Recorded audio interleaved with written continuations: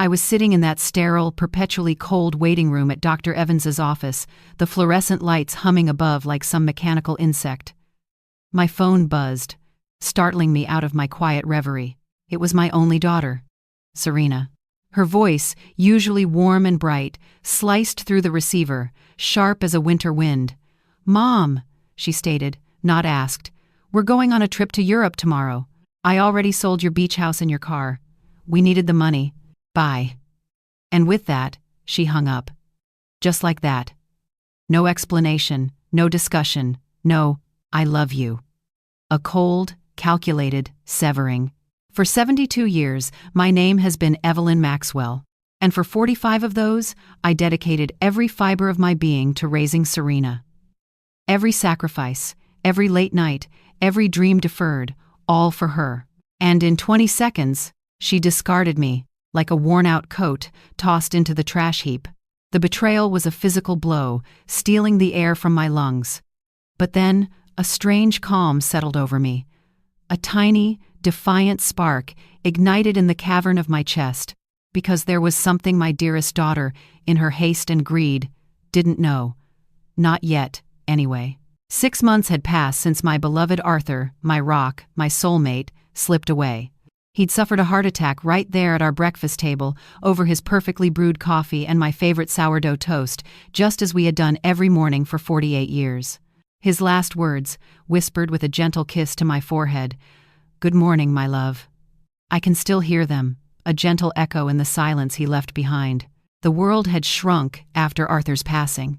My heart felt hollowed out, a space where laughter and shared dreams once resided. Serena, my only child, had seemed to step into the void. She visited 3 times a week, a comforting presence, or so I believed.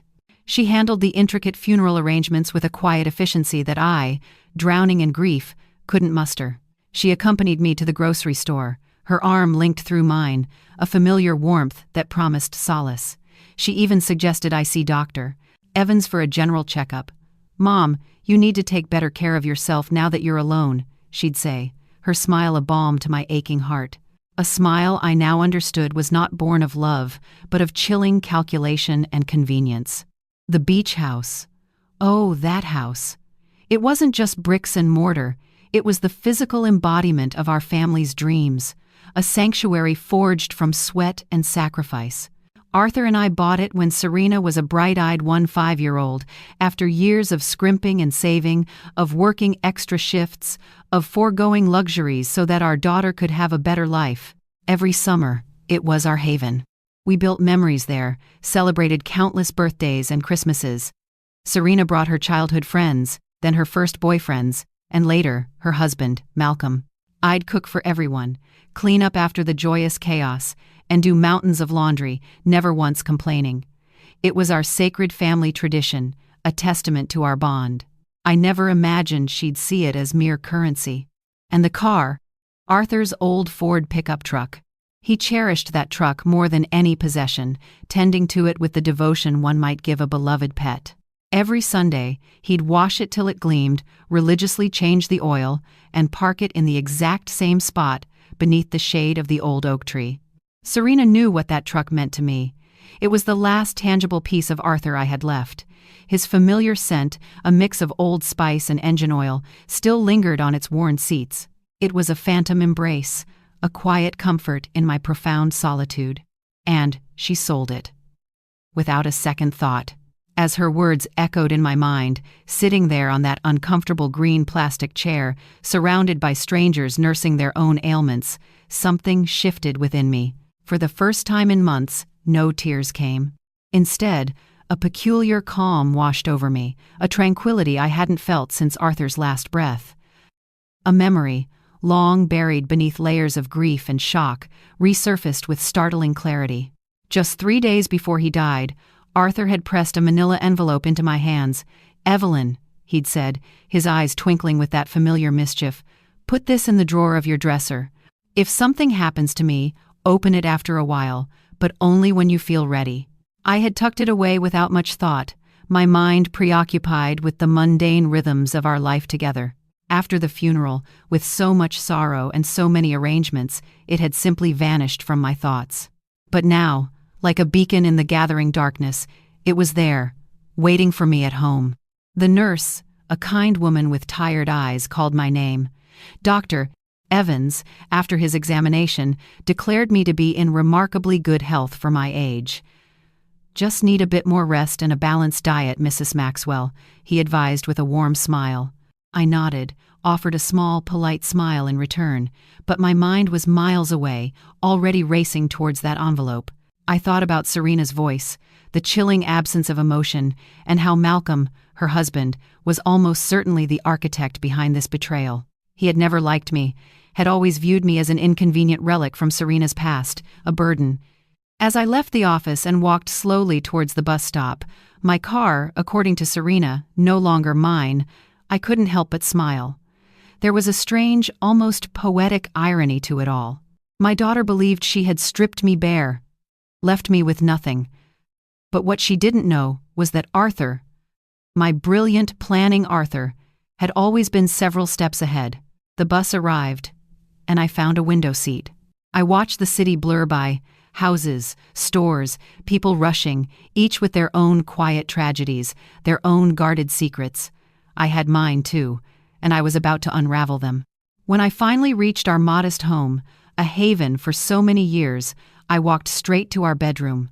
My hand trembled slightly as I pulled open the dresser drawer. There it was, the manila envelope, exactly where I'd left it. Arthur had written my name on the front in his elegant, distinctive handwriting, a simple gesture that now felt like a message from beyond the grave. I sat on the edge of the bed we had shared for almost 5 decades, the scent of lavender and old books comforting me. Outside, dusk was painting the sky in hues of deep purple and orange, and the familiar shadows began to creep into the house, shadows that no longer held any fear for me. I opened the envelope slowly, reverently, as if unwrapping a precious, long-awaited gift. What I found inside was about to rewrite everything I thought I knew about our lives. The contents of that envelope stole my breath. Legal documents, property deeds, meticulously organized bank certificates, and a handwritten letter from Arthur. My eyes welled up with tears as I traced the familiar loops and flourishes of his script. "My dearest Evelyn," it began, "if you are reading this, it means I am no longer with you. Forgive me for not telling you everything while I was alive, but I wanted to protect you from worries." He wrote about how, over the years, he had quietly invested our savings, not just in the usual stocks and bonds, but in tangible assets. "We don't just have the beach house, my love. We have 6 other properties, including the apartment building where Serena and Malcolm live. We also have significant shares in 3 thriving companies, worth more than you can possibly imagine. You are rich, Evelyn. You always were rich, but now, you are on paper too."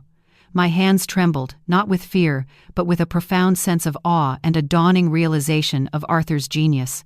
There were deeds to houses in different neighborhoods across the city, a chic downtown condo, a small, charming motel nestled on the coast, and, indeed, the imposing 20-story apartment building that housed my daughter and her husband. Arthur had been its silent owner for the past 10 years, having cleverly placed everything under the umbrella of a holding company I knew nothing about. According to the meticulous paperwork, I was the sole heir to this entire empire. Bank statements for accounts I never knew existed lay alongside, displaying numbers that seemed utterly unreal, almost mythical. Arthur, a bus driver for 40 years, had apparently been a financial wizard in disguise, a silent architect of wealth. Every penny we saved, every sacrifice we made, he had multiplied in silence, a testament to his foresight and unwavering dedication to our future. And I, his wife, had lived for decades blissfully unaware of the true extent of our fortune. In his letter, Arthur explained his motives for this profound secrecy. He didn't want me to ever worry about money, and crucially, he didn't want Serena to know about our true financial situation.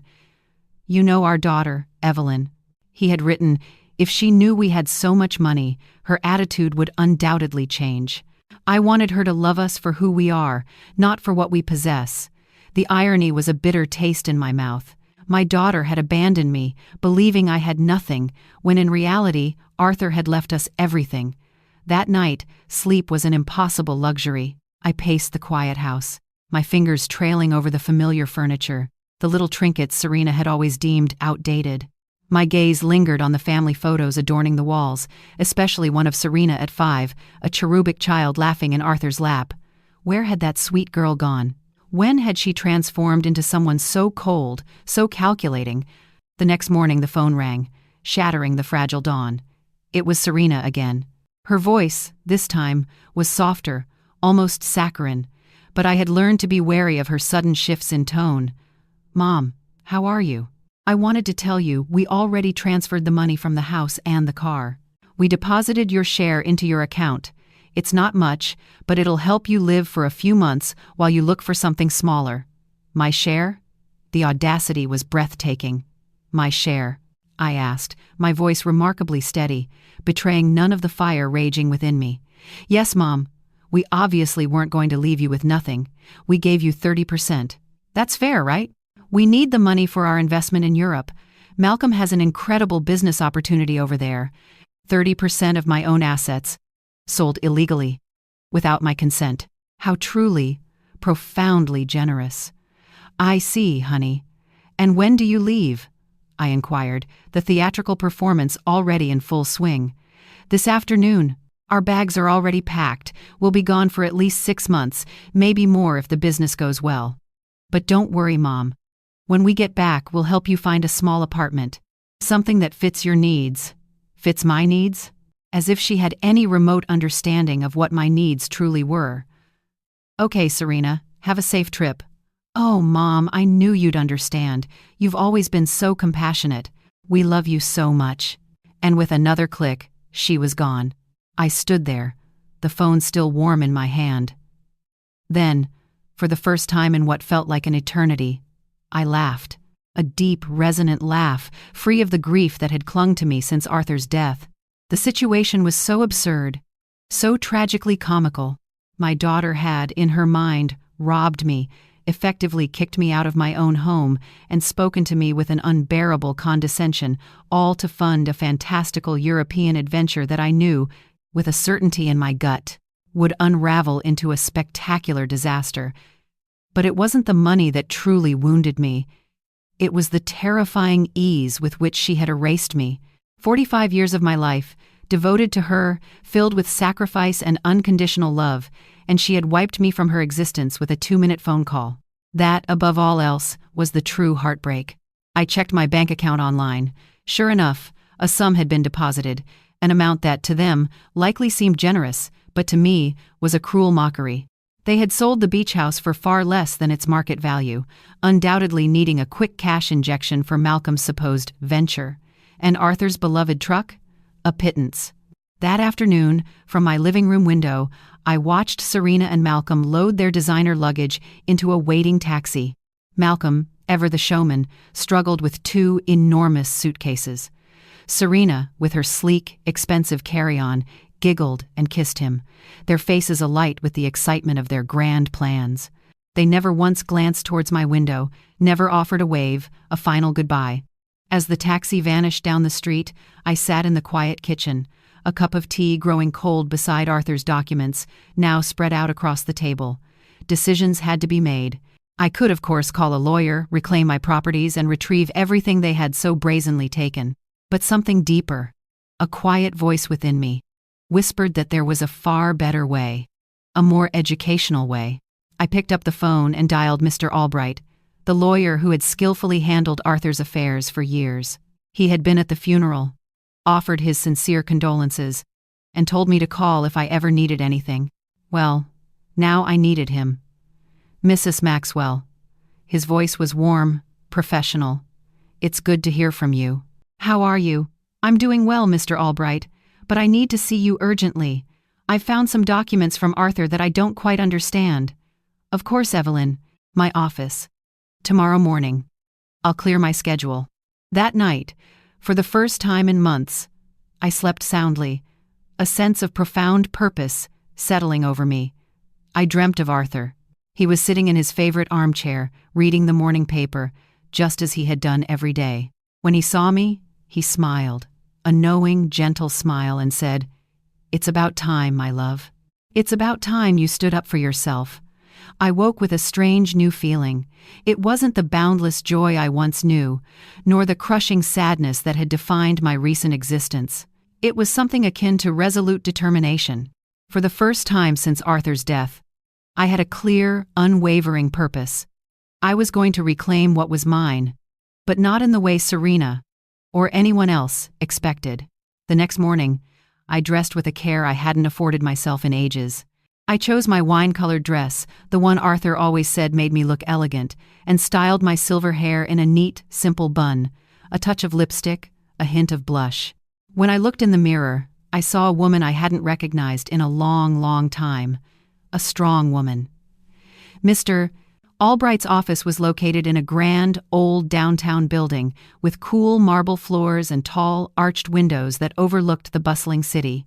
He greeted me with his usual warm smile, but as soon as I laid Arthur's meticulously organized documents on his desk, his expression shifted, morphing into one of profound astonishment. "Mrs. Maxwell, this is much more than I ever could have imagined." Arthur was truly a brilliant man.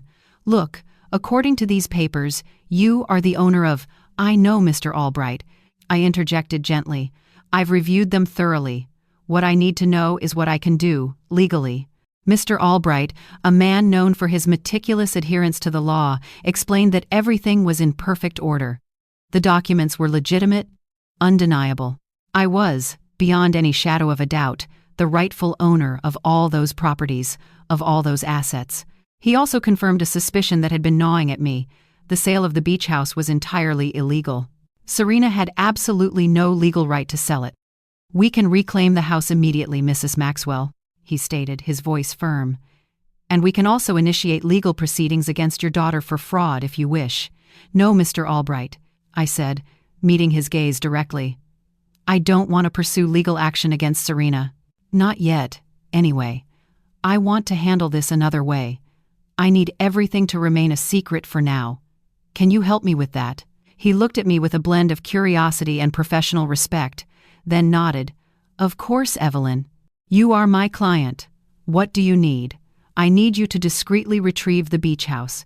Do whatever is necessary to nullify that fraudulent sale without drawing any attention. And I need you to help me gain full, undeniable control of all my properties, especially the apartment building where my daughter lives." "I understand," he replied, already making notes. "It will be a process, taking a few weeks, but it is entirely feasible." "Perfect," I affirmed. "And Mr. Albright, it is paramount that no one, absolutely no one, knows I am behind any of this, at least for now."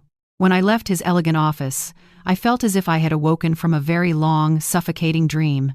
I walked through the vibrant downtown streets, watching people rush by, seeing the magnificent buildings, the endless tapestry of life unfolding around me.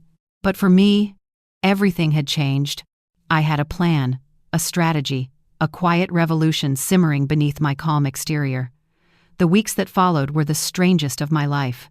Officially, I was the poor, recently widowed Evelyn Maxwell, abandoned by her heartless daughter. But in secret, I was a woman of considerable wealth, silently orchestrating the meticulous recovery of my assets. Mr. Albright worked with quiet efficiency, calling me every few days with updates on the progress of the legal proceedings, a symphony of reclaiming what was rightfully mine. I decided to remain in my modest home for the time being. It was mine, after all, though Serena likely imagined me moving into some cramped, lonely room. Every morning, I would wake, make myself coffee, and have breakfast at the same table where Arthur and I had shared so many years, so many quiet mornings. Then, I would go for a walk in the neighborhood, the familiar faces of my neighbors greeting me with that peculiar mix of pity and polite curiosity reserved for recent widows. Martha, my neighbor, for nearly 50 years, approached me one afternoon as I was watering the hydrangeas in my front yard. "Evelyn, dear," she said, her voice laced with concern, "is it true that Serena went to Europe and left you all alone?" "Yes, Martha," I replied, my voice a carefully modulated sigh. "She went with Malcolm. They have some business plans over there." "And how are you going to manage, sweetie?" she asked, her brow furrowed. "We all know Arthur didn't leave much money." "If you only knew," I thought, a private smile playing on my lips. Don't you worry, Martha. I'll be just fine. Do you need anything, Evelyn? I could bring over some casserole, help you with groceries. You're very kind, but I'm truly fine, I assured her. Martha looked at me with that specific expression I knew so well. The same one I'd received after Arthur's funeral. Compassion, yes, but tinged with a subtle relief that such a tragedy hadn't befallen her. Well, you know where to find me if you need anything at all, she said, before moving on. These conversations became a constant, recurring pattern. The butcher, the baker, the lady at the corner store. Everyone spoke to me in that soft, commiserating tone reserved for the unfortunate, and I would nod, offer a grateful smile, and thank them for their concern. But inside, a part of me relished the performance. It was like living a carefully constructed double life. Mr. Albright called me one crisp Wednesday morning. Mrs. Maxwell, I have excellent news. I was able to nullify the sale of the beach house. The buyers, thankfully, were unaware the sale was fraudulent, so they received their money back without any issue. The house is yours again. Excellent, Mr. Albright. Truly excellent. And the building where Serena lives, he continued, that one is a bit more complicated. Technically, you've always been the owner through the holding company, but we needed to make some administrative changes so that you have direct, undeniable control. That should take another 2 weeks, maximum. Perfect. Keep me informed. After hanging up, I sat in the kitchen, my coffee now cold, and thought about Serena. She had been in Europe for 3 weeks, and I hadn't heard a single word. No call, no message, not even a perfunctory postcard. To her, I had simply ceased to exist the moment she got the money she needed. But I knew, with a quiet certainty, that was about to change. I decided to visit the beach house. I took the bus to the coast, the same familiar route Arthur and I had traversed hundreds of times, hand in hand. The house was exactly as I remembered it. Small, painted a cheerful cream, with a wide porch overlooking the shimmering ocean. The former buyers had placed a few potted plants on the steps, but otherwise, everything was unchanged. I sat on the curb across the street and simply looked at it for a full hour. Memories washed over me, summer afternoons when Serena was a little girl, running joyfully on the sand, building elaborate castles that the tide would inevitably claim. Arthur, patiently grilling fresh fish on the barbecue while I prepared crisp salads in the kitchen. Serena, growing older, bringing friends, then boyfriends, then Malcolm. All those precious, happy moments that she, in her avarice, had reduced to a mere commercial transaction. An elderly gentleman emerged from the house, noticed me sitting there, and approached with a look of curious concern. "Are you all right, ma'am?" he asked kindly. "Yes, thank you," I replied, my voice soft. "I'm just remembering. I knew the former owners. Yes, we knew them very well," I affirmed, a wistful smile on my face. What a shame about what happened. They told us the elderly lady was very sick and needed to sell fast. We thought it was a steal, but it turns out the sale wasn't legal. We had to give the house back. He paused, looking at me more closely. "Did you know them personally?" "No," he said. "We did everything through intermediaries, but they told us the daughter was handling everything because the mother couldn't." If you only knew how sad it really was, I thought, my heart heavy with the weight of Serena's deception. "Well, I'm glad you didn't lose your money," I offered genuinely. "Yes, luckily, everything worked out well. Although, now we have to look for another house. We liked this one a lot." I left the beach house with a heavy heart. It wasn't just the monetary loss that stung. It was the effortless way Serena had fabricated a story about my supposed illness, leveraging my imagined vulnerability to justify her despicable actions. To her, I wasn't a person with feelings but an obstacle, a hurdle to be removed. That night, I called Mr. Albright again. "Mr. Albright," I said, my voice firmer, "I need you to help me with something else. I want to get Arthur's truck back too." "That will be more difficult, Mrs. Maxwell," he cautioned. "The truck was indeed in your name, but your daughter had a power of attorney that legally allowed her to sell it." "How is that possible?" I demanded, a cold knot forming in my stomach. "Apparently, you signed that power of attorney a few months ago, after your husband's death. Don't you remember?" The words hit me like a physical blow. There it was. the moment Serena had meticulously begun to weave her web. I vaguely remembered signing some papers she had brought to me, her voice gentle, telling me they were merely to facilitate the funeral and inheritance arrangements. Drowning in the fog of grief, I had signed, trusting her implicitly, without bothering to read a single line. How profoundly naive I had been. "I understand, Mr. Albright. Is there any way to get it back?" "We can certainly try," he replied, a note of caution in his tone. "But it will be far more complicated. We would need to prove that you signed that power of attorney under deception or coercion. Then let's do it," I said, my resolve hardening into steel. "I want back everything they took from me." Over the next few weeks, I settled into a strange, almost theatrical routine. In the mornings, I was Evelyn Maxwell, the poor, struggling widow everyone knew. I would venture out to buy necessities, exchange pleasantries with the neighbors, and maintain the fragile facade. But in the afternoons, I transformed into Evelyn Maxwell, the shrewd businesswoman. I would pore over Arthur's documents, meticulously studying every detail, conferring with Mr. Albright, and meticulously planning my next move. I learned things about finance and property law I never imagined I would need to know. I discovered that Arthur had been far more astute than I had ever given him credit for. Every one of his investments had been carefully, brilliantly calculated. The apartment building where Serena and Malcolm lived, for instance, wasn't just profitable from rent, it was situated in an area experiencing rapid and significant appreciation, a silent goldmine. I also discovered something truly damning about Malcolm. He was heavily in debt, having taken out numerous loans, using the very apartment he shared with Serena as collateral. A crucial detail, of course, was that he wasn't the real owner. When the banks inevitably uncovered this fraudulent arrangement, he was going to be in very serious trouble. "Mr. Albright called me one Friday, his voice laced with triumph. "Mrs. Maxwell, we've finished all the paperwork. You now have total, undeniable control of all your properties, and I also managed to retrieve Arthur's truck." The buyer, as it turned out, was an acquaintance of mine, and when I discreetly explained the situation, he agreed to return it in exchange for a small compensation. "Excellent work, Mr. Albright. Truly excellent." I paused, gathering my thoughts.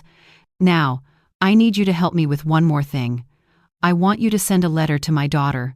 There was a beat of silence on the other end of the line. "What kind of letter, Mrs. Maxwell?"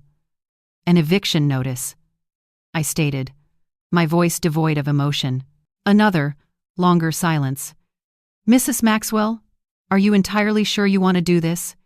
She is your daughter, after all." "Completely sure, Mr. Albright. She decided I wasn't important in her life. Now, she's going to find out just how important I really am." "I understand," he finally said, his tone resigned. "Do you want me to send it to Europe?" "No," I replied, a small, knowing smile touching my lips. "I want you to deliver it to her when she gets back. I have a very strong feeling that will be very soon." I wasn't wrong. That very same afternoon, Martha came hurrying to my house, brimming with the latest neighborhood gossip. "Evelyn, did you know that Malcolm is in serious trouble with the bank? My brother-in-law, who works there, told me they're investigating some loans he took out, using the apartment they live in as collateral. But it turns out the apartment isn't his." "Really?" I feigned surprise, my eyes wide. "Yes, and it seems Serena didn't know anything about it. They're saying she's going to have to come back from Europe to sort out this whole mess. What a complicated situation." "Yes," I agreed, shaking my head in mock sympathy. "And the worst part is, apparently Malcolm lied to her about the business in Europe.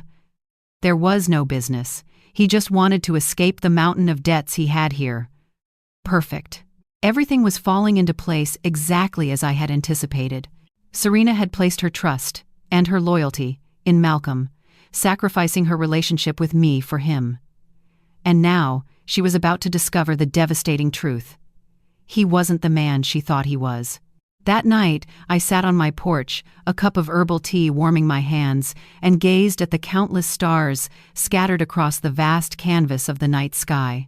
Arthur used to say that the stars were the souls of people who had lived full, meaningful lives, now watching over their families from above.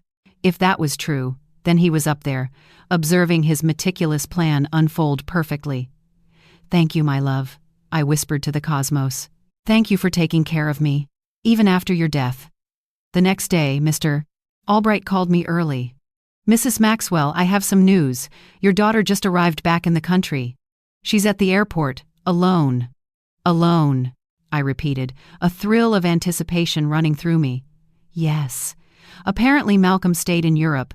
There are rumors they had a very big fight. I see, I murmured. Did you send the letter? I'm sending it today, he confirmed.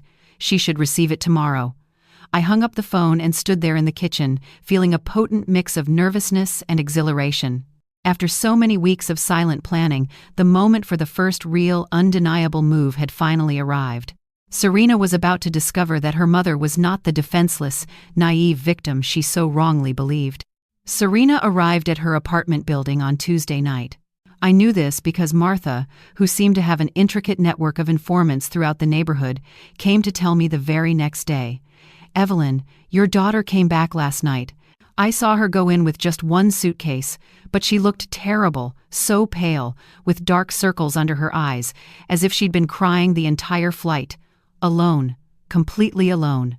And something strange, Evelyn. When the doorman asked her for the keys, she didn't have them. She had to ask the superintendent to let her in with the emergency copy. Interesting. Malcolm still had the keys, which strongly implied he had no intention of returning. Or perhaps Serena had uncovered something truly damning about him and had fled. In any case, my daughter was back, and very soon she would receive my little welcome gift. Mr. Albright called me that same afternoon. Mrs. Maxwell, the letter was delivered an hour ago. The doorman confirmed that your daughter received it in person. Perfect, I said, a grim satisfaction settling over me. How long did we give her? 30 days to vacate the apartment, as per legal standards. But Mrs. Maxwell, are you absolutely sure you want to do this? She is your daughter, after all, Mr. Albright. I replied, my voice firm and unwavering. My daughter kicked me out of my own home with a 2-minute phone call. She sold my belongings without a hint of consultation. She treated me like garbage. Now, she is going to learn that actions, even those born of greed and betrayal, have very real, very painful consequences. I understand, he conceded. I just wanted to make sure you had considered all the implications. I have considered them, Mr. Albright. All of them. That night, sleep was elusive. I lay awake, imagining Serena's face when she read the eviction notice. The initial confusion, then the dawning disbelief, followed by the inevitable surge of panic. She would probably assume it was a mistake, that someone was trying to scam her, but when she called to verify, she would discover that everything was devastatingly, undeniably legal. The next day, as if on cue, the phone rang at precisely 8 in the morning. It was Serena, and her voice, once so cold and self-assured, now quivered with a raw, desperate fear. Mom, I need to talk to you urgently. Good morning, honey, I replied, my voice a picture of gentle maternal concern. How was Europe? Mom, I don't have time for that right now. I received a very strange letter yesterday. It says I have to vacate my apartment in 30 days. It must be a mistake, right? Do you know anything about this? An eviction notice. I mused, feigning bewilderment. How strange. From whom? From a company I've never heard of. It's called, wait, let me find the letter. Robert Investments, Incorporated. Do you know this company? Arthur had used his own name for the company. How utterly poetic. No, honey. I lied smoothly. I've never heard that name. Are you sure the letter is legitimate? That's what I want to find out. Mom, I need you to help me. I don't know what to do. Malcolm left me in Europe. He ran off with another woman, and now I come back to this. I don't understand what's happening. There it was, the confirmation. Malcolm had abandoned her. Probably when the money ran out, or when he realized that the legal problems back home were far more serious than he had anticipated. Poor Serena. She had sacrificed her family, her mother, for a worthless man. A transient fantasy. I'm so sorry, honey, I said, my voice filled with practiced sympathy. Where are you now? I'm in the apartment, but I don't know for how long. Mom, can I come see you? I need to talk to someone. I don't have anyone else. The irony was perfect. A bitter, satisfying twist of the knife. Now that she was left without the man for whom she had so readily discarded me, she remembered she had a mother. "Of course, honey," I said with all the warmth I could muster. "Come over whenever you want. I'm on my way." I hung up the phone and looked at myself in the mirror. I had to be perfect for this performance. I put on my most conservative gray dress, tied my hair in a simple bun, and practiced my expression of a worried but ultimately resigned mother. When Serena arrived, she would see exactly what she expected to see. A poor, vulnerable widow who had been abandoned by her own daughter. Serena arrived an hour later. When I opened the door, I was genuinely surprised by how terrible she looked. She had lost a shocking amount of weight. Deep, bruised circles shadowed her eyes, and her once expensive clothes were wrinkled and unkempt. Her eyes, red and swollen, betrayed hours of weeping. "Mom," she whispered, and for a fleeting moment, I thought she was going to rush into my arms, but she stopped abruptly, as if she had suddenly recalled the chasm that had opened between us. "Come in, honey. Do you want some coffee?" "Yes, please," she murmured, her voice barely audible. We sat in the kitchen, at the same table where, weeks ago, I had first read Arthur's astonishing documents. Serena looked small in that familiar chair, lost, just like she used to look when she was a child and came to me with some overwhelming school problem. "Mom, I'm so sorry for the way I left," she began, her voice thick with unshed tears. "I know I didn't treat you well. It's in the past, honey," I gently interjected. "No, it's not," she insisted, shaking her head. "I treated you badly. I said horrible things, and now—" Her voice broke completely. "Now I have no one." "What happened with Malcolm?" I asked, my voice soft, inviting her confession. "He left," she choked out, "with a 5-year-old hotel waitress in Paris. It turns out there was never any business in Europe. It was all a lie. He just wanted to escape the debts he had here and use the money from the sale of your house to fund his sordid adventure." "All the debts?" I asked, feigning shock. "Yes, Mom. So many debts. It seems he had been taking out loans for years, using the apartment we lived in as collateral. But now I find out he wasn't the owner of the apartment. How is that possible?" Here was my carefully crafted opening. "I don't know, honey. Property matters are very complicated." I sighed, shaking my head. "The problem is that now the banks are coming after me for his debts. They say since we were married, I'm also responsible. And on top of that, this eviction notice. Mom, I don't know what to do. I don't have money. I don't have a job. I don't have anywhere to live." She dissolved into genuine, heart-wrenching sobs. Real tears, born of authentic desperation. And for a fleeting moment, my mother's heart, buried under layers of hurt and resentment, softened. I yearned to hug her, to console her, to tell her everything would be okay. But then I remembered the coldness in her voice when she called me from Dr. Evans' office, the horrifying ease with which she had dismissed me, the way she had spoken to me as if I were nothing more than a burdensome inconvenience. "Did you talk to a lawyer about the letter?" I asked, keeping my voice level. "I don't have money for a lawyer, Mom. We spent all the money in Europe. Malcolm took what little was left when he ran off with that woman. So, what are you going to do?" I asked, my gaze unwavering.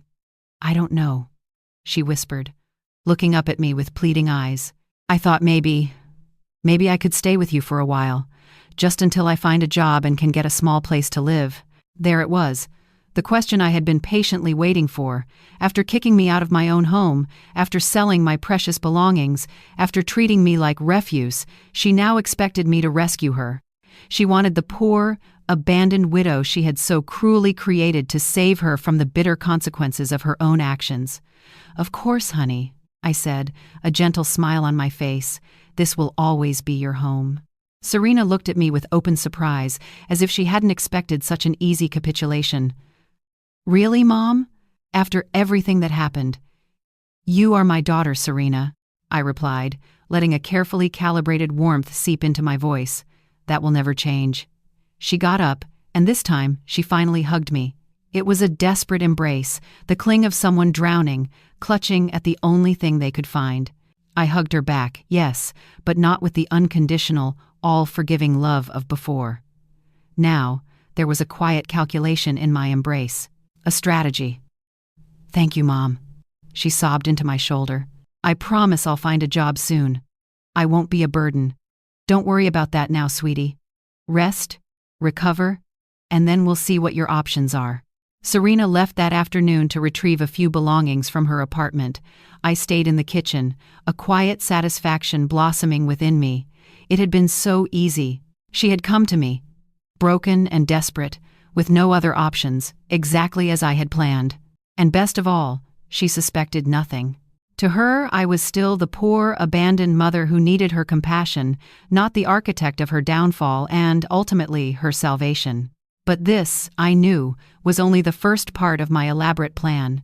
Having her live with me would provide the perfect opportunity for the next phase.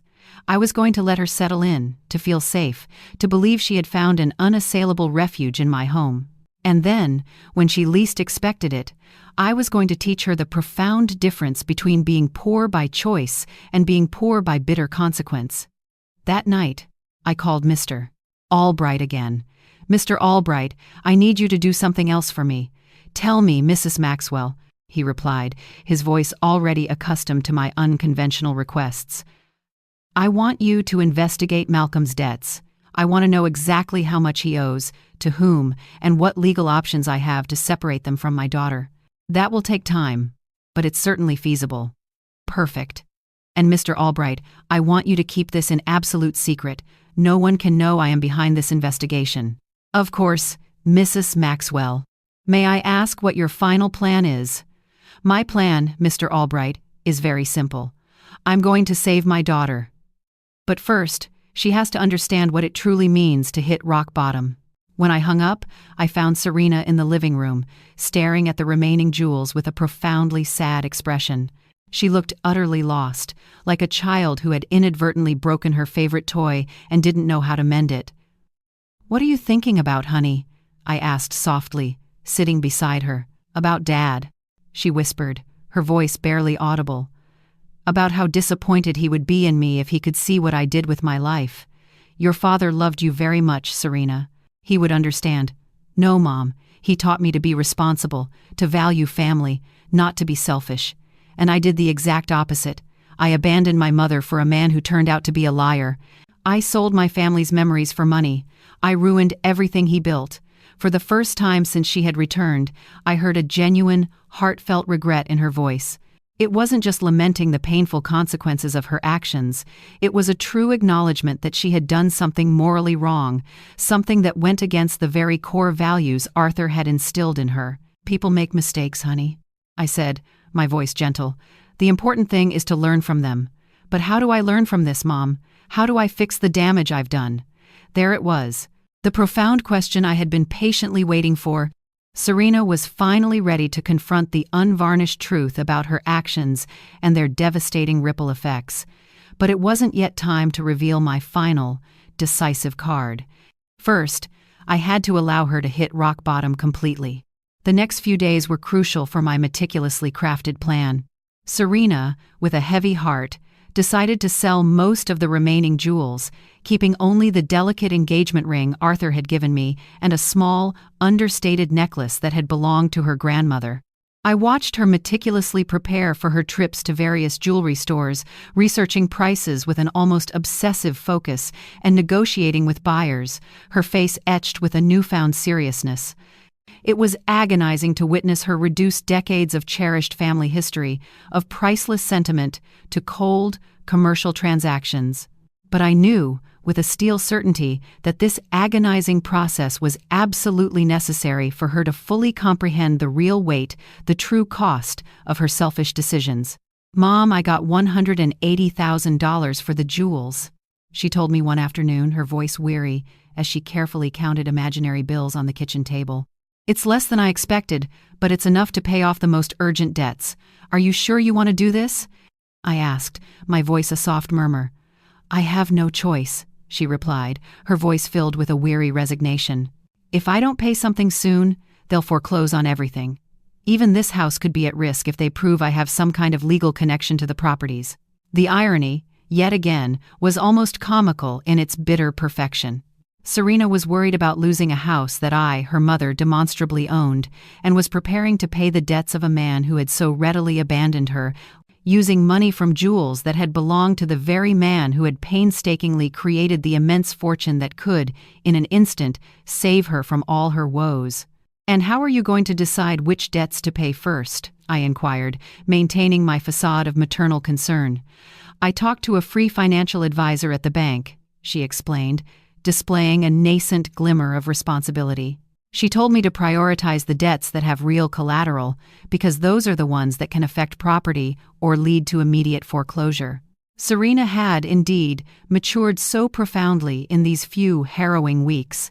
The impulsive, entitled woman who had once sold my cherished possessions without a moment's hesitation was now painstakingly investigating every single financial decision, meticulously weighing the pros and cons. The suffering, I observed, had undeniably made her more responsible, but also significantly more fragile, more vulnerable. That night, while she was diligently organizing the labyrinthine debt documents on the kitchen table, I received a call from Mr. Albright.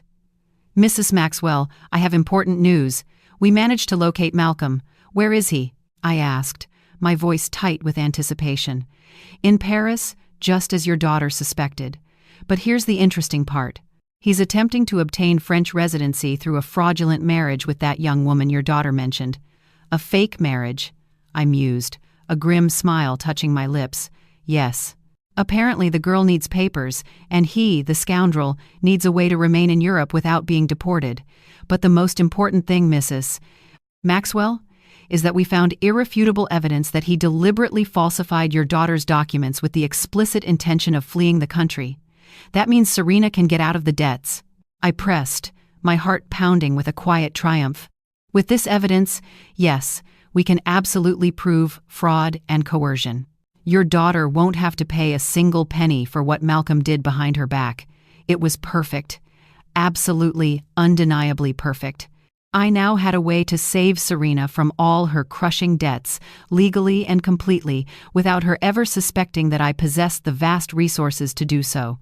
Mr. Albright," I said, my voice firm with renewed purpose, "I want you to start the legal process immediately. But do not, under any circumstances, tell my daughter anything yet. I want the process to be completely finished before I reveal the truth to her.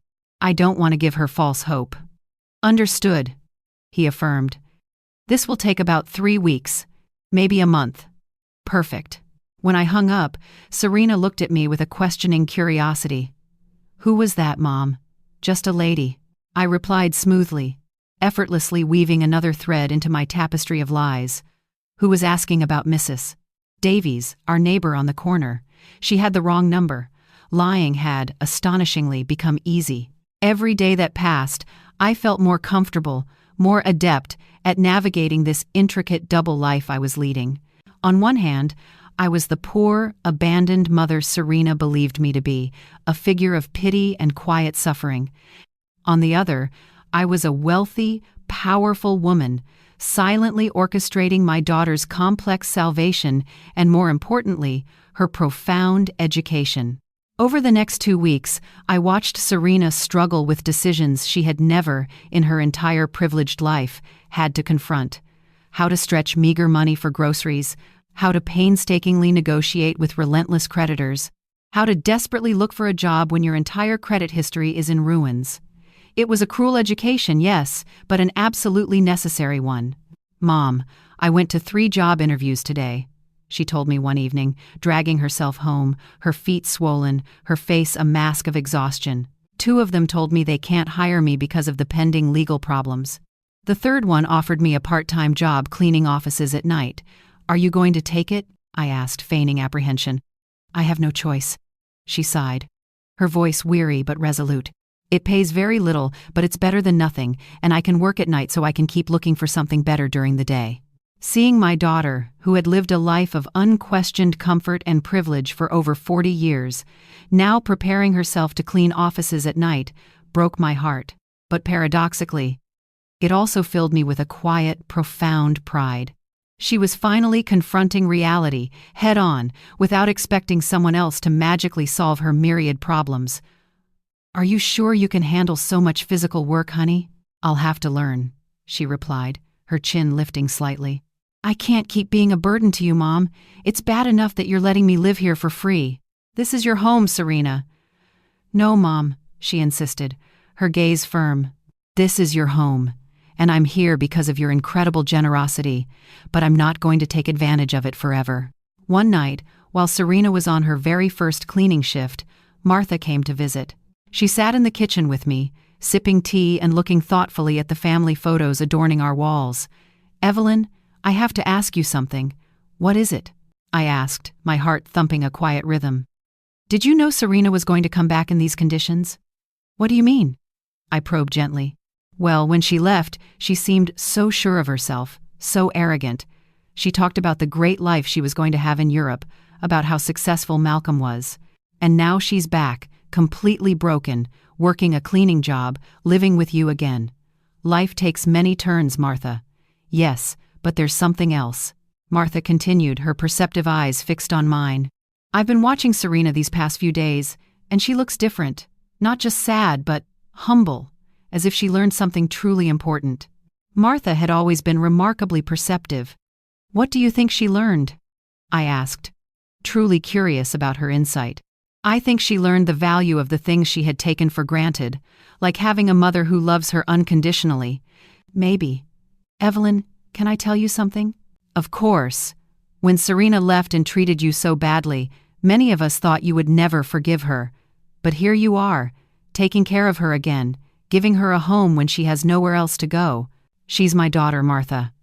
Yes, but not every mother would do what you're doing, especially after being treated the way you were treated. If Martha only knew the complete truth, that I possessed the power to solve all of Serena's problems with a single word, but was deliberately choosing to let her suffer a little longer, so she would learn the full, unvarnished lesson. Do you think I'm doing the right thing, Martha? I asked, genuinely seeking her perspective. I think you're doing what a good mother would do, Evelyn. But I also think Serena needs to fully understand what she lost when she abandoned you. What do you mean? I think she needs to value you not just as the mother who rescues her when she's in trouble, but as the strong, resilient woman who built a stable life for 48 years. She needs to respect you, not just need you. Martha had, with astonishing precision, hit the nail squarely on the head. That was precisely the core, the ultimate objective, of my entire elaborate plan. I didn't want Serena to return to me merely out of desperation or convenience.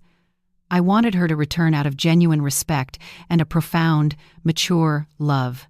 And how do you think that can happen? I asked, my voice hushed. I think it's already happening, Evelyn. I've seen her these past few days. The way she talks to you now is completely different. She's no longer the daughter who gives you orders or treats you like a burden. Now she's a grown woman who is genuinely grateful to have a mother like you. That night, when Serena returned from her cleaning job, I saw her arrive home tired, yes, but radiating a new, quiet dignity. She had earned those few dollars with her own strenuous effort, and that, I realized, meant something profound to her. How was your first day? I asked gently. Hard, she admitted, massaging her aching feet, but not as bad as I thought. The other ladies who worked there helped me a lot. One of them, Miss Davies, taught me tricks to clean more efficiently. Miss Davies, I inquired, a flicker of recognition. Yes. She's 60 years old and has been cleaning offices for 20 years. She told me she started after her husband left her with 3 small children. She says it's not the job she dreamed of, but that it gave her independence and dignity. She sounds like a wise woman, I remarked. She is. She said something that made me think a lot. She told me there are 2 types of people who end up doing this job, the ones who are there because they never had opportunities, and the ones who are there because they ruined the opportunities they did have. And what did you tell her? I told her the truth, Serena said, looking directly at me, her eyes clear. That I had all the opportunities in the world, a family that loved me, a stable home, an inheritance, and that I ruined it all by following a worthless man. What did she say? I prompted gently. Serena laughed, a short, self-deprecating sound. She laughed and said, Well, honey, then at least you know exactly why you're here. That puts you one step ahead of most people. Serena poured herself a glass of water and sat with me at the kitchen table. "Mom, I want you to know something. These past few weeks have been the hardest of my life, but also, in a strange way, the most important." "Why?" I asked, my heart full. "Because I finally understand what truly matters. It's not about money. It's not about living in the most luxurious apartment. It's not about impressing people. It's about having people who genuinely love you, who are there when everything falls apart." "Serena." "No," I started. But she cut me off, her voice firm. "Let me finish. You have every right to hate me for what I did to you. I abandoned you when you needed me most. I took everything Dad left you. I treated you as if you were a nuisance. And now I'm here again, expecting you to forgive me and take care of me. I already forgave you, honey," I said, a tear finally escaping my eye. "But I haven't forgiven myself, and I won't until I prove that I've truly changed, that I've learned from my mistakes." Mr. Albright called me the next morning. "Mrs. Maxwell, I have excellent news. The legal process is almost complete. We can get your daughter out of all of Malcolm's debts." It was time. After weeks of watching Serena struggle, work, and profoundly reflect on her mistakes, the moment had finally arrived to show her that she had never truly been alone, that she had always had someone quietly, patiently watching over her. "Mr. Albright," I said, my voice resolute, "I want you to organize a meeting. It's time for my daughter to know the whole truth." Mr. Albright arranged the meeting for Friday morning at his office. I told Serena that I had made an appointment with a lawyer who could help her with her legal problems, but I didn't elaborate on the intricate details. She agreed to come, although she was visibly nervous about the potential cost of the consultation. "Mom, I don't have money to pay a lawyer," she fretted. "I barely have enough to cover basic expenses." "Don't worry about that now, honey. Let's just hear what he has to say." We arrived at Mr. Albright's office precisely on time. Serena had dressed in her best clothes, which now looked a little large on her noticeably thinner body. She was a bundle of nerves, wringing her hands, clearly expecting another piece of devastating bad news to add to her seemingly endless list of problems. "Mr. Albright greeted us with his usual professional, yet kind, smile. "Mrs. Maxwell, Miss Serena, thank you for coming. Thank you for seeing us." Serena replied, her voice timid. "Although I should warn you that my financial situation is very complicated, and I probably can't afford high fees." "That's exactly what we're going to talk about," Mr. Albright said, exchanging a meaningful look with me. "But first, Miss Serena, I need you to review these documents." Mr. Albright handed Serena a thick, intimidating folder. She opened it and began to read, her expression gradually transforming from bewildered confusion to stunned surprise, then to dawning comprehension. "I don't understand," she whispered, her voice barely audible. "These documents say that Malcolm forged my signature, that there is irrefutable evidence of fraud, that I am not responsible for these debts." "That's correct," Mr. Albright confirmed gently. "We have been investigating your case for the past few weeks. We found enough evidence to prove that you were a victim of identity fraud." "But how is that possible?" she asked, her eyes wide with shock. "Who paid for this investigation?" "I don't have money for this." Mr. Albright looked at me. It was my moment. "Serena," I began, my voice soft but clear, "there's something I need to tell you." "What, Mom?" she asked, her gaze fixed on mine, a new apprehension replacing the surprise. I took a deep, steadying breath. After weeks of meticulously maintained acting, I was finally going to reveal the complete, unvarnished truth. "Your father, Arthur, left me more than you knew." "Much more? What do you mean?" she asked, her voice barely a whisper. "Mr. Albright," I prompted, "show her the other documents." Mr. Albright took out a second, even thicker folder, and handed it to a now trembling Serena. This time, the documents were the property deeds, the meticulously organized bank statements, the investment certificates, the entire, vast fortune Arthur had so carefully built in secret. Serena read in stunned silence for several minutes, her face a kaleidoscope of emotions: confusion, disbelief, shock, and finally, a profound, gut-wrenching comprehension. "Mom," she whispered, her voice cracking, This says you are the owner of the building where I lived." "Yes," I confirmed, my voice steady. And that you have other properties. Bank accounts. Investments. Yes. This means that when I sold the beach house, it was my house, and the sale was fraudulent. I already got it back, I stated calmly. Serena stared at the papers, her mind visibly struggling to process the overwhelming information.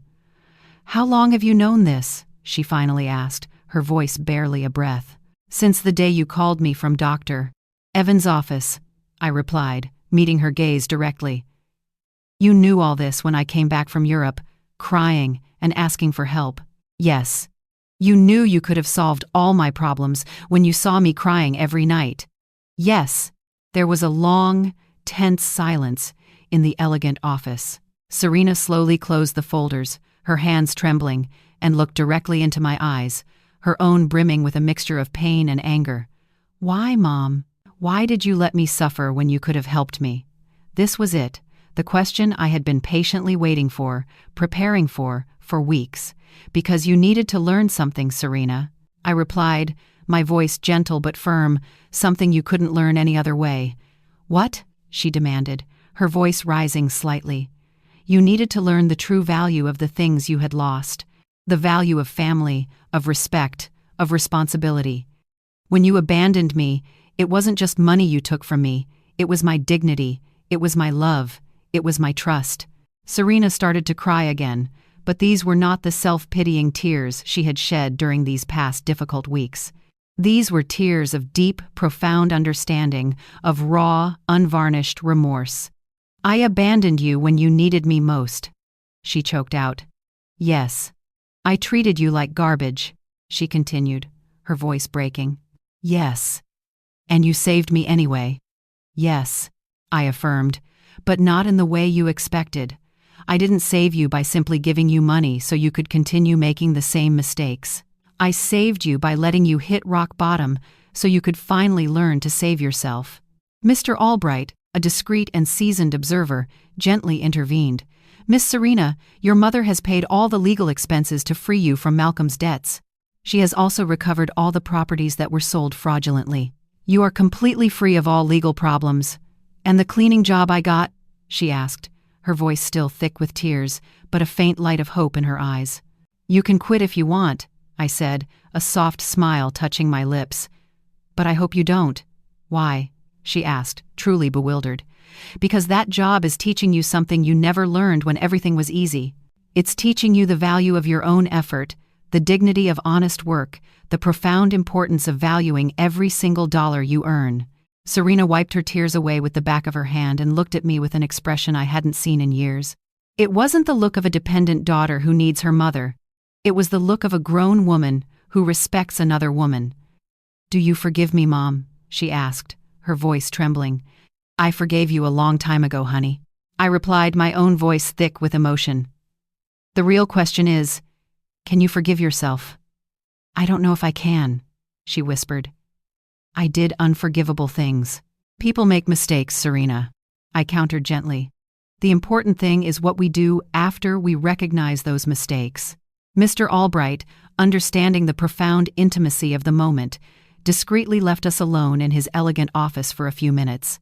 Serena and I sat in silence, processing everything that had just unfolded, the tectonic plates of our relationship shifting and realigning. Mom, she said, finally breaking the silence, her voice soft and vulnerable.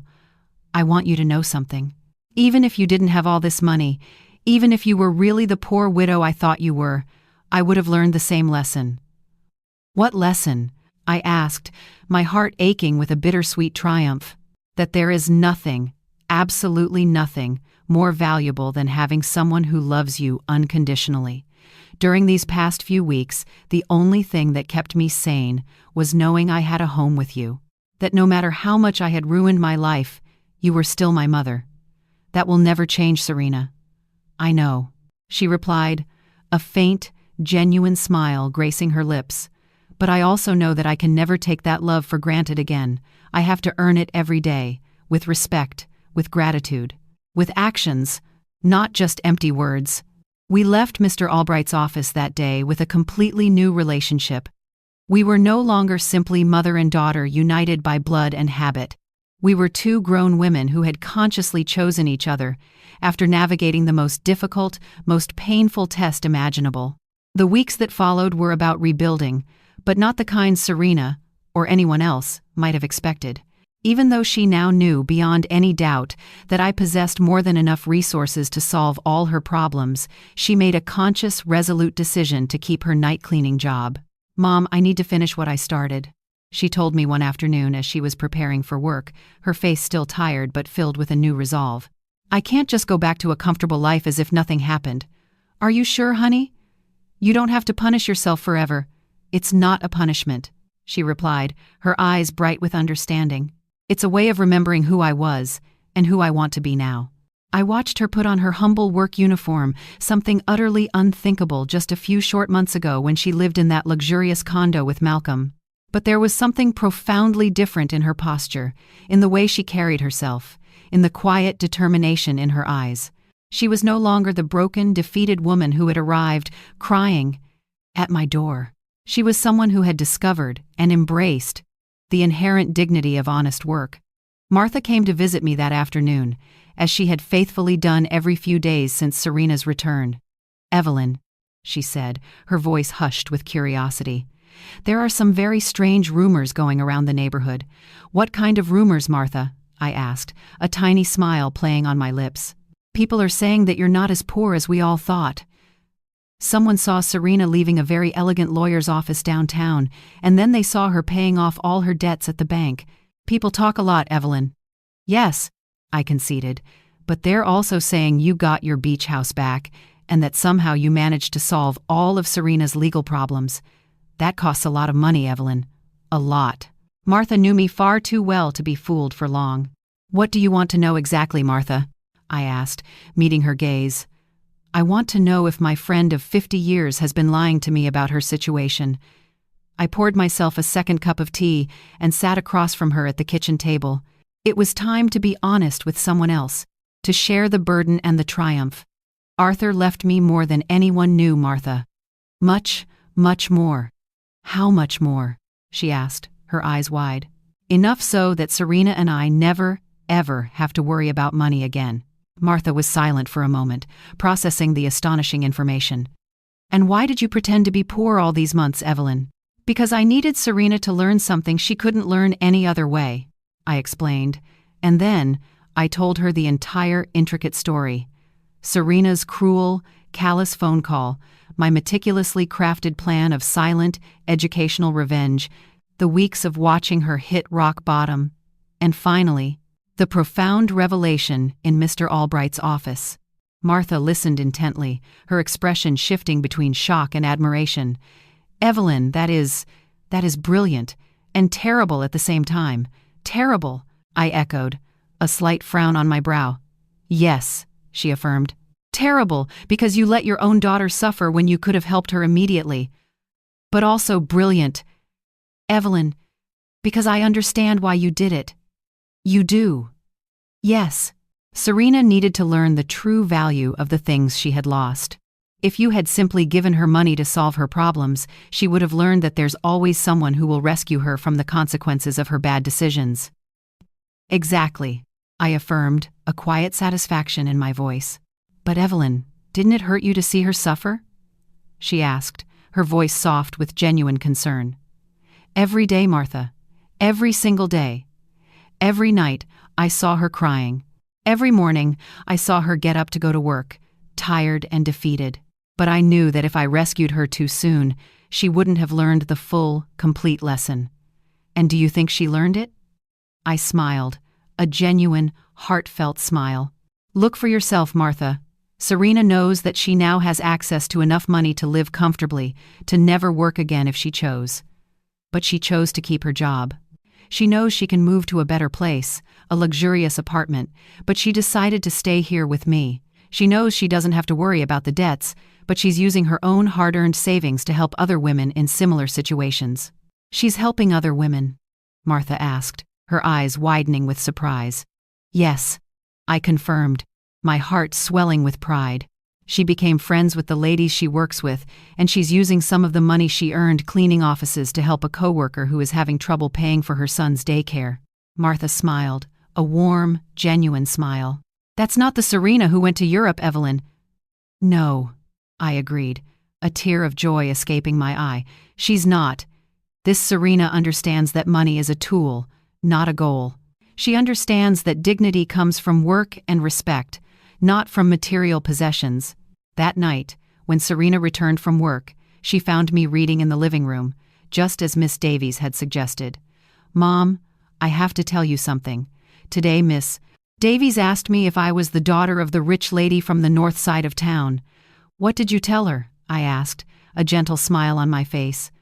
"I said yes, that you have enough money for me not to have to work." And do you know what she asked me next? "What?" "She asked me why I was still working. So I explained that it was because I need to prove to myself that I can stand on my own 2 feet, that I can earn my way, that I can rebuild my life on my own terms." "And what did she say?" "She laughed." Serena recounted, a thoughtful expression on her face, and said, "Well, honey, that's the difference between being rich and acting rich. Your mom taught you how to be truly rich." "Miss Davies is very wise," I observed. "She is. And she made me understand something important. It's not about the money you have, but about how you use it and how you relate to it. It's about dignity and purpose." Serena sat down with me on the sofa, her hand finding mine. "Mom, I want you to know that I've made a decision. I'm going to keep living here with you, but not as a daughter who has come back home to her parents because she has no other choice. I want to stay here as a grown woman who chooses to share her life with her mother, as a partner, as a friend." "What's the difference, honey?" "The difference is that I'm going to pay my share of the expenses.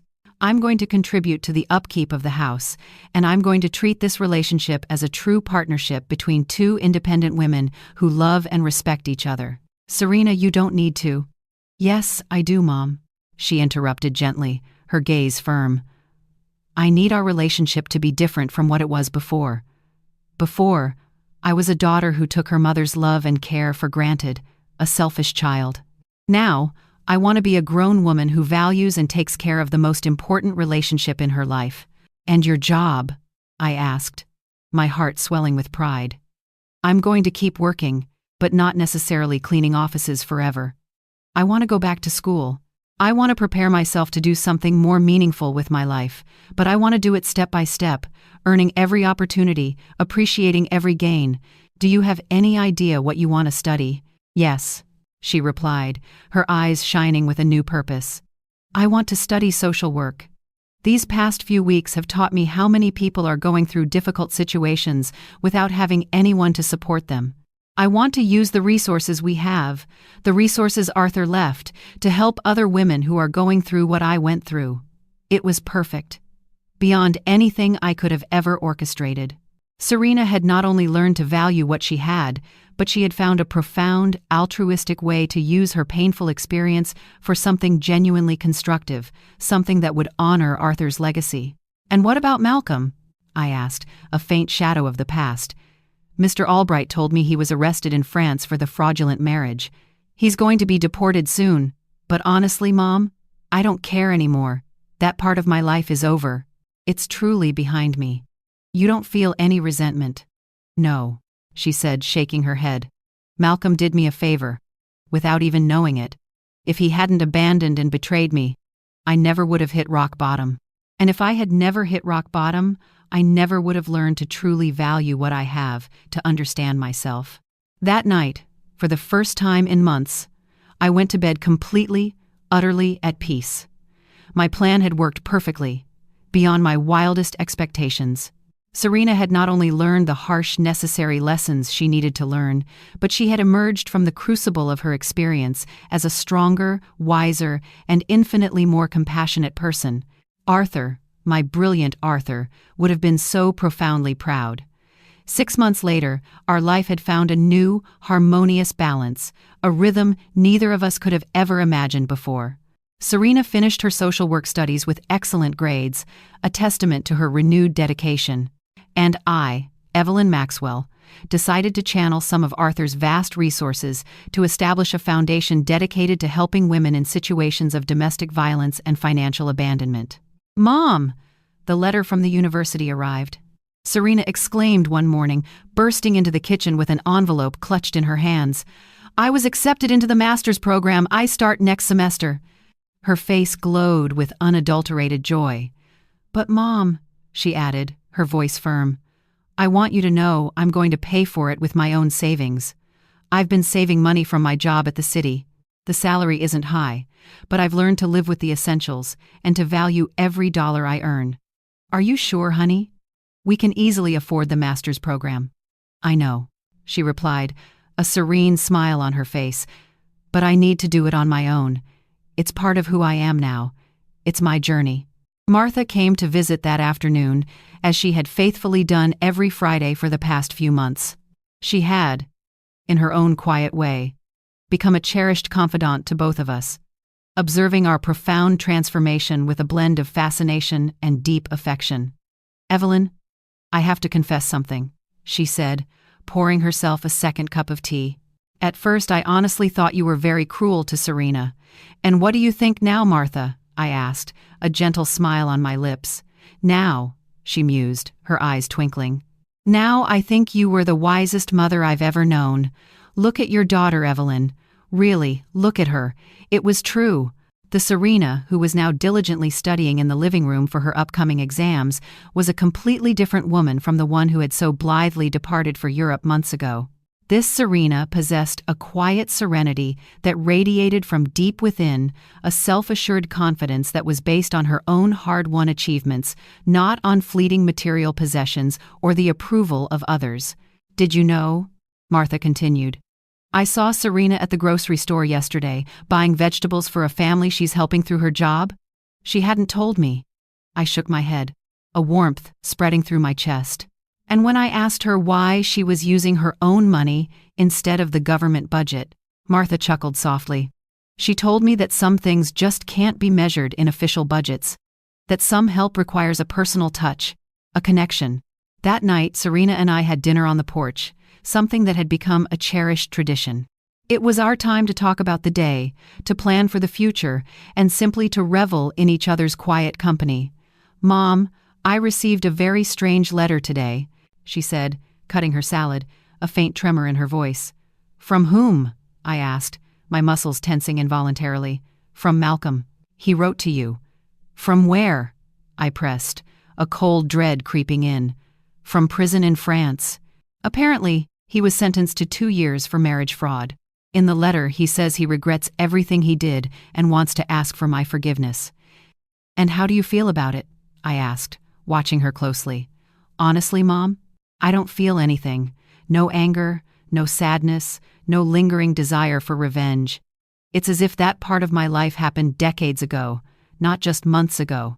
It's like a distant dream." "Are you going to write back?" "No," she replied, her gaze steady. "Not because I hate him, but because there's simply nothing left to say. That Serena who married him no longer exists. This Serena has nothing to talk to him about." I was deeply impressed by the profound maturity and unshakable resolve in her voice. The woman sitting across from me had developed an inner strength, a quiet resilience that could only come from hitting rock bottom and, with fierce determination, pulling herself back up on her own. "Do you know what this whole experience taught me, Mom?" she asked, a pensive look in her eyes. "What, honey? That true love isn't the one that tells you what you want to hear. True love is the one that teaches you what you need to learn, even when it hurts. It's a difficult lesson to learn, but it's an absolutely necessary one. Malcolm told me what I wanted to hear. He made me feel special, convinced me that I deserved a life of luxury without effort. You, Mom, you taught me that true wealth comes from hard work, from respect, and from genuine, unconditional relationships." That night, after Serena went to her room to study, I sat on the porch alone, looking at the familiar stars and thinking about Arthur. I had promised him I would take care of our daughter, and I finally felt, with every fiber of my being, that I had fulfilled that sacred promise, and in the most profound, meaningful way possible. I hadn't taken care of her by simply giving her money when she needed it. I had taken care of her by teaching her, patiently and painfully, to take care of herself. I hadn't saved her by magically solving all her problems. I had saved her by allowing her the crucible of experience to learn to solve them on her own. The next day was Sunday, a day we had planned to visit the beach house together for the first time since I had quietly reclaimed it. Serena hadn't wanted to go before, saying she needed more time to process everything that had happened, the layers of betrayal and healing. "Are you ready?" I asked her as we climbed into Arthur's meticulously restored truck, its engine humming a low, comforting purr. "I think so," she replied, a faint smile on her face. The drive was silent, yet comfortable, filled with unspoken understanding. When we arrived, Serena stood for a long moment beside the truck, gazing at the house where we had spent so many idyllic family summers, her eyes distant with memory. "It looks exactly the same," she finally whispered. "Some things don't change, Serena," I said softly, "but others do. I am not the same person who sold this house." We went in together. The house was immaculate, clean and tidy, precisely as Arthur and I had kept it for so many joyous years. Serena walked slowly through each familiar room, her fingers tracing the worn furniture, her gaze lingering on the faded family photos that adorned the walls. "Mom," she said, her voice catching, "I want to apologize." "You already apologized, honey," I reminded her gently. "No," she insisted, turning to face me.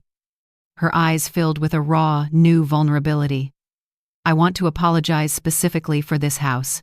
Not just for selling it, but for reducing all our cherished family memories, all our shared history, to a mere commercial transaction. It was unforgivable." "It's forgiven, honey, truly.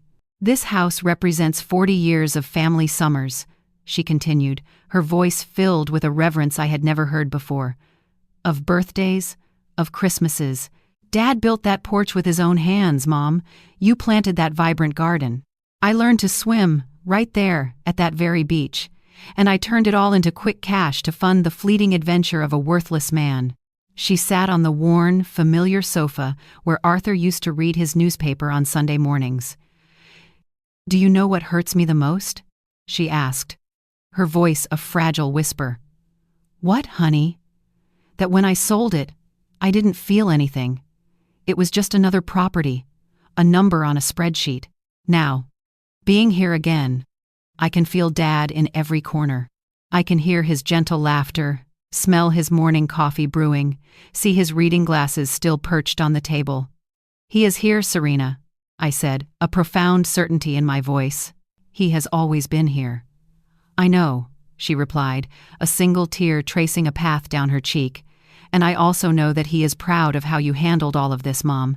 He would be so proud." We spent the entire day at the house, cooking a simple meal together in the familiar kitchen, cleaning, and meticulously fixing small, forgotten details. It felt like a profound ritual of reconnection, not just with the beloved place itself, but with the deep-seated values that place had always represented. As the sun began its slow descent, painting the sky in fiery hues of orange and purple, we sat on the porch Arthur had built with his own hands, looking out at the endless expanse of the ocean. "Mom," Serena began, her voice filled with a renewed purpose, "I have a proposal." "What is it?" I asked, my heart open. "I want us to turn this house into a temporary shelter for women who are leaving situations of domestic violence and financial abandonment. A place where they can stay, find peace, and rebuild their lives, just like I'm rebuilding mine." It was the most perfect proposal, more fitting than anything I could have ever conceived. Arthur, my generous, compassionate Arthur, would have absolutely loved the idea that his beloved beach house would serve such a noble purpose, would help other families find solace and strength. "I think that's a beautiful idea, honey," I said, my voice thick with emotion. "We can use some of the Foundation's resources to maintain it, and I can oversee the program through my social work." "Are you sure you want to turn our family sanctuary into that, Mom?" she asked, a hint of doubt in her voice. "The best sanctuaries, Serena, are the ones that are shared," I replied, a profound truth settling between us. Dad always said that a house isn't truly a home until it opens its doors to other people who desperately need love and refuge. "He was right," she whispered. Arthur had always been extraordinarily generous with our home, often inviting relatives, friends, and even mere acquaintances who needed a place to stay, a respite from life's storms. We returned home that night, not just with a new, exciting project, but with a completely renewed relationship, one forged in fire and resurrected with unconditional love. We were no longer simply mother and daughter united by obligation or fleeting need. We were two strong, independent women who had consciously chosen to build a life together based on mutual love, profound respect, and a shared, meaningful purpose. That night, before falling asleep, I spoke to Arthur in the quiet sanctuary of my mind. We did it, my love. Our daughter finally understood what truly matters. And for the very first time since his death, I felt, with an undeniable certainty, that he answered me. I always knew you would, Evelyn. You're both stronger than you think. Justice had arrived, not as a bitter, vengeful retribution, but as a profound, transformative education. Not as a harsh punishment, but as a beautiful, redemptive metamorphosis. And in the end, we had both gained something far, far more valuable than mere money. We had gained an authentic, unbreakable relationship, built on a solid foundation that no future crisis, no betrayal could ever hope to destroy.